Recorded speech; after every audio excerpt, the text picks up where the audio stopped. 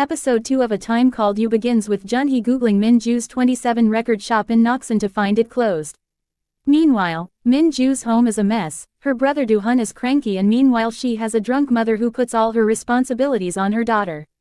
At school, Si-hyun tries to help In-gyu with Min-ju but he is always awkward with her. Da-hyun, the popular mean girl, is jealous of Min-ju, especially when the boys cheer for her during PE class. A bully picks on In-gyu for liking Min-ju and then insults her, which angers the two boys. Si-hyun tells In-gyu to calm down but then beats up the bully when he continues to insult In-gyu. Jun-hee is obsessed with the photo and Na-eun calls her out on it. She thinks Yeon-jun loved her because she looked like his first love. In 1998, Si-hyun tries to set up Min-ju and In-gyu as he fakes an extra class and runs away. As the two awkwardly walk home, Min-ju marvels at the two boys' friendship and wishes she also had a close friend. In-gyu reveals that he is deaf in his right ear and the kids bullied him till Si-hyun stood up for him and became his first friend. On saying that he always has his back, Min-ju looks wistful. In-gyu suddenly says they can be friends and she smiles. Meanwhile, Na-eun finds Cafe 27, owned by the guy who ran 27 record, but it turns out to be closed. While returning home, Jun-hee spots the scarred man whose face she clearly sees. He looks exactly like Yeon-jun and she runs after him. She stops and feels hopeless after he vanishes, but from afar, the scarred man watches her intently. At home, Jun-hee sees a vision of Yeon-jun who says maybe she can use Min-ju as justification to move on. She says she wishes but she cannot let go. She also adds that the scarred man is an illusion as she desperately wants to see him. At home, Min-ju wonders if the boys are pranking her by being her friend. But she pushes the thought away as she recalls watching Si-hyun on the scooty and smiles. She hears her divorced parents fighting over who should take Do-hun and she cries that they don't care about her. Their excuses are flimsy and she runs out. Si-hyun spots her at a park and comforts her as she says no one cares about her. She says how she is not memorable or how even her own parents remember her birthday. To reciprocate, Si-hyun spills a secret of his own. He is moving to USA next year and has not told In-gyu as he wants their last moments to be happy.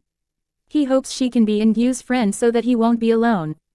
The COG1 cassette arrives and she gets excited as she decides to give it to Si-hyun in person. She heads to the school grounds but on seeing all the girls fawn over him makes her self-conscious. She leaves but Si-hyun spots her. He calls In-gyu and they run to her.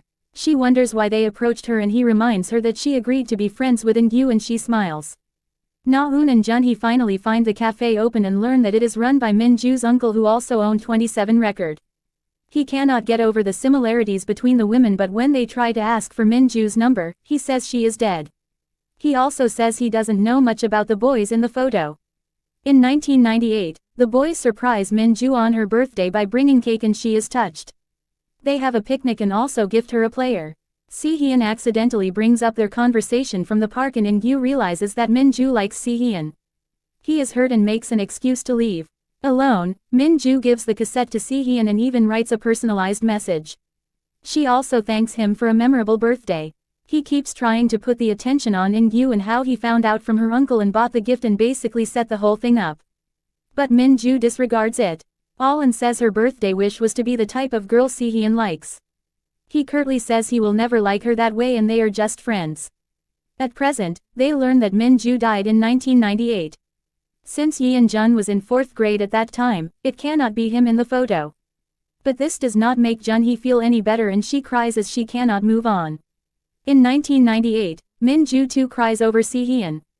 She comes to an abandoned home and panics as she realizes her mother ran away with her brother. She calls her uncle who tells her he will be there. But she runs out and tries to catch a bus and then a taxi.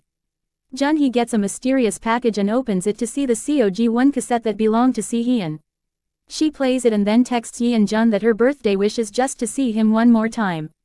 Meanwhile, Min-ju keeps crying as she runs somewhere. She stops in the middle of the road to catch her breath and a car crashes into her. At that moment, in the present day, Jun-hee is sleeping on the bus when all of the texts to Yeon-jun turn, read. The cassette falls and the bus warps as it goes through the memories of Jun-hee and Min-ju. It cuts to Si-hyun visiting a comatose Min-ju in the hospital. He plays the cassette for her and she suddenly wakes up. But it turns out to be Jun-hee who calls him Yeon-jun and hugs him.